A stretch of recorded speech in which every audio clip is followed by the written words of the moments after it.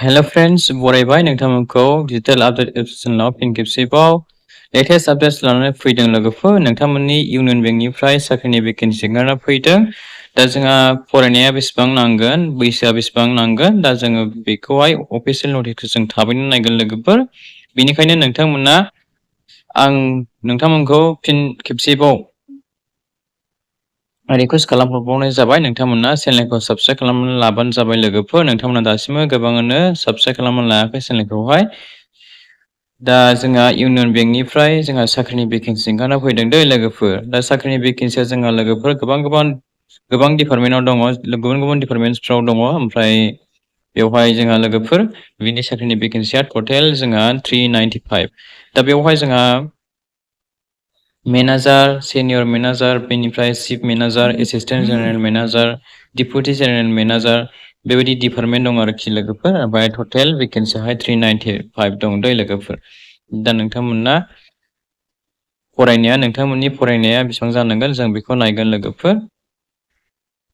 दा बेवहाय लोगोफोर नोंथांमोनाहाय अनलाइन प्रसेसआ जागासिनो दं दै। ओमफ्राय लास्ट डेटआ आगस्ट मासनि 10 तारिखआव जोबगोन दै लोगोफोर। ओमफ्राय बेवहाय नोंथांमोननि एलिजिबिलिटि, नोंथांमोननि इडुकेसनेल फरायनायखौ जोङो बेवहाय ग्रेजुवेट पास मोनदों लोगोफोर। बेवहाय दा जों लास्टिंजाय जोबनायाव नायगोन। दा नोंथांमोननि माखासे बैसोफोराहाय नोंथांमोना नायबानो जाबाय। बेवहाय डिपार्टमेन्ट लायै डिपार्टमेन्ट, जेनेबा जेनेरेल बेंकिंआवहाय नोंथांमोना 25 बोसोर जाथारनांगोन दै लोगोफोर। 25 बोसोरनिफ्राय नोंथांमोना मेक्सिमाम 35 बोसोरसिम हागोन। दा बेवहाय नोंथांमोननि फरायनाया मा जानांगोननो बेवहाय नायबानो जाबाय दै लोगोफोर। सार्टिफिकेट फ्रड एग्जामिनारनि थाखाय जेनेरेल बेंकिंआवहाय नोंथांमोना 5 इयार्स एक्सपिरियेन्स थानाय जानांगोन बेंक्सनि। ओमफ्राय 3 इयार्स नोंथांमोना फ्रड इनभेस्टिगेसन, फ्रड एग्जामिनेसन बेफोराव नोंथांमोना एक्सपिरियेन्स लानायबाबो जागोन होननानै बिथांमोना बुंदों दै लोगोफोर। ओमफ्राय बेवहाय गोबां डिपार्टमेन्ट दं लोगोफोर, नोंथांमोना नायना लाबानो जाबाय दै लोगोफोर। बेखौहाय सार्टिफाइड एन्टि मानि लन्डारिं स्पेसियलिस्ट, सार्टिफाइड फाइनान्सियेल क्राइम्स इनभेस्टिगेटर बेबायदि दं लोगोफोर। गोबां डिपार्टमेन्ट वाइस बेवहाय बोखावदों पस्टफोरखौहाय। दा बेखौ नोंथांमोना नायदो आरो बेसेबां नोंथांमोना फरायनाय नांगौ बेखौहाय नोंथांमोना नायनानै लाबानो जाबाय। दा बेवहाय माखासे डिप्ल'माफोर बिदों आरो माखासे नोंथांमोना एक्सपिरियेन्स बिनाय दं दै लोगोफोर। बेखौ नायनानै नोंथांमोना जायफोराहाय एलिजिबिलिटि क्राइटेरिया नोंथांमोना इडुकेसनेल क्वालिफिकेसन फरायनायाहाय गोरोबो नोंथांमोना एप्लाइ खालामना लाबानो जाबाय दै लोगोफोर।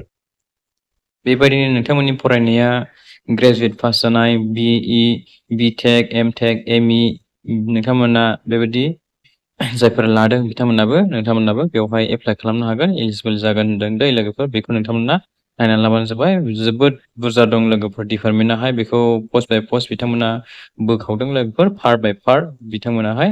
दा बेनिखायनो बेखौ आं खिन्थाहरजोबनो हानाय नंला लोगोफोर, नोंथांमोना बेखौहाय गावनो नायनानै लाबानो जाबाय लोगोफोर। आं बिनि पिडिएफ फाइलखौहाय भिडिअनि डिसक्रिपसनावहाय पिन खालामना होनानै दोनगोन दै लोगोफोर। नोंथांमोना बेयाव थांनानै डाइरेक्ट पिडिएफ फाइलखौ नायनानै फरायनानै लाबानो जाबाय लोगोफोर। बेसेबां फरायनो नांगोन, बबे पस्टखौ नोंथांमोना बबे डिपार्टमेन्टआव एप्लाइ खालामनो थाखाय नोंथांमोना बेसेबां नोंथांमोननि फरायनाया गोरोबनांगोन बेखौहाय नोंथांमोना नायनो हागोन आरोखि ना लोगोफोर।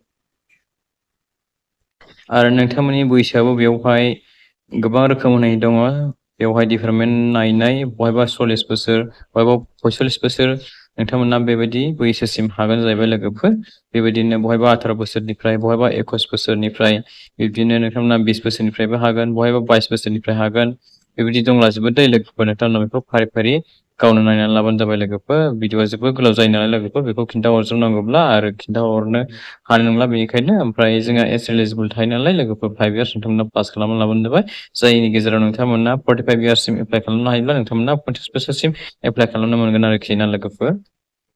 दा एग्जामासो नोंथांमोननिया मा टाइपनि जागोन होनब्लानो नायदो। एग्जामा जाहैबाय लोगोफोर बे एग्जामाहाय राइटेन एग्जामा बे professional knowledge relevant to post बेबायदि स्पेसियलिस्ट अफिसारनि थाखाय नोंथांमोना बे साबजेक्टनिफ्राय फैगोन। ओमफ्राय 50टा कुइसन थागोन, ओमफ्राय 100 मार्क्सनि जागोन। मोनसे कुइसनावहाय 2 नाम्बार थागोन, ओमफ्राय 1 हावार दै लोगोफोर, 60 मिनिट्स टाइमाहाय। ओमफ्राय नैबेवहाय होनदों पस्ट कड हिसाबै बिथांमोना बेवहाय लिरना होदों। दा साबजेक्टफोरखौ नोंथांमोना नायदो दै लोगोफोर। ओमफ्राय साबजेक्टफोरा आलदा आलदा दं, कुइसनाहाय आलदा आलदा दं, मार्क्सआबो आलदा आलदा होनाय दङ, ओमफ्राय टाइमाबो आलदा आलदा होनाय दंखायो दै लोगोफोर। बेखौ नोंथांमोना नायनानै लाबानो जाबाय लोगोफोर।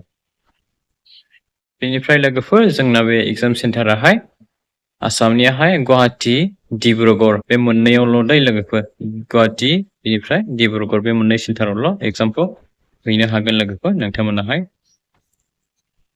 दा एप्लाइ खालामनांगौब्ला नोंथांमोना एप्लिकेसन फिस नोंथांमोना दाननांगोन दे लोगोफोर जायफोरा एससि एसटि पिडब्लिउडि केन्डिडेट्स बिथांमोना 177 रुपिस नोंथांमोना अनलाइन पेमेन्ट दाननांगोन बेनिफ्राय जायफोराहाय आनरिजार्भ EWS OBC बिथांमोनाहाय 1180 रुपिस बिथांमोनाहाय अनलाइन पेमेन्ट खालामनांगोन दे लोगोफोर एप्लाइ खालामोब्ला दा बेनो लोगोफोर जायफोराहाय क्राइटेरिया गोरोबो नोंथांमोना एप्लाइ खालामबानो जाबाय मानो होनब्ला जोंहा बेंकनि साख्रि नालाय लोगोफोर बेंकनि साख्रिया जोबोद मोजां नोंथांनि थाखाय जायफोरा एप्लाइ खालामनानै नोंथांमोना पास जागोन नोंथांमोनानो साख्रिखौ मोनगोन इउनियन बेंकनि आन्डारावहाय मावनो मोनगोन नोंथांमोनाहाय बेंकनि साख्रिया मोजां जायो लोगोफोर नोंथांमोना जायफोराहाय क्राइटेरियाहाय गोरोबो नोंथांमोना एप्लाइ खालामबानो जाबाय दे लोगोफोर आरो नोंथांमोना चेनेलखौ दासिमबो गोबाङानो साबस्क्राइब खालामनानै लायाखै आङो रिकुवेस्ट खालामनानै हरबाय थायो लोगोफोर नोंथांमोननिसिम नोंथांमोना चेनेलखौ साबस्क्राइब खालामनानै लाबानो जाबाय दायो लोगोफोर जोंनाव अखा हागासिनो दं नालाय नोंथांमोना मोजाङै खोनानाय नङा दा आङो ओंखायनो भिडिअखौ लोगोफोर एसेखिनियाव फोजोबनो सानबाय नोंथांमोना भिडिअखौ लोगोफोरनो शेयार खालामहैदो जाहाथे बे मिन्थियो आरो बेजों लोगोसे नोंथांमोना चेनेलखौ साबस्क्राइब खालामनानै लाग्रोलायथारबानो जाबाय दे लोगोफोर देन लोगोफोर बिदिब्ला भिडिअखौ एसेखिनियाव फोजोबनो सानबाय thank you for watching see you again boy and take care love you all nice to meet you